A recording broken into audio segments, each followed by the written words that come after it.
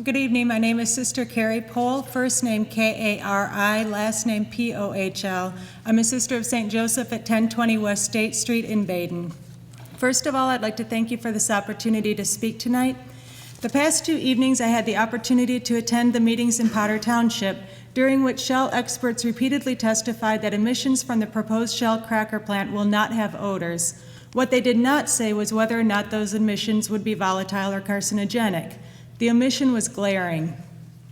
A 2011 Amnesty International press release comments on Shell's commitment, or not, to environmental concerns and to the rights of the local population surrounding a Shell investment in Nigeria, and I quote, "The oil company Shell has had a disastrous impact on the human rights of the people living in the Niger Delta in Nigeria," said Amnesty International, responding to a United Nations report on the effects of oil pollution in Ogoniland in the Delta region.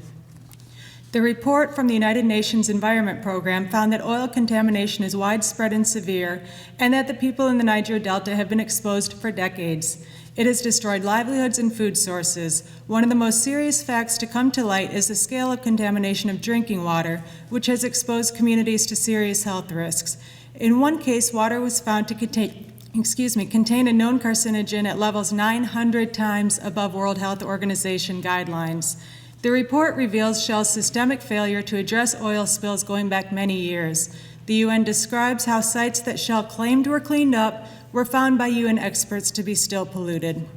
This report proves Shell has had a terrible impact in Nigeria and has gotten away with denying it for decades, falsely claiming they work to best international standards. There is no solution to the oil pollution in Niger Delta as long as Shell continues to focus on protecting its corporate image at the expense of the truth and the expense of justice," end quote. The report's findings also expose the serious failure of the Nigerian government to regulate and control companies like Shell. I would like to believe that our government entities would be more responsible in enacting and enforcing environmental protection laws, and yet the DEP is considering a modification of its own regulations in favor of Shell oil.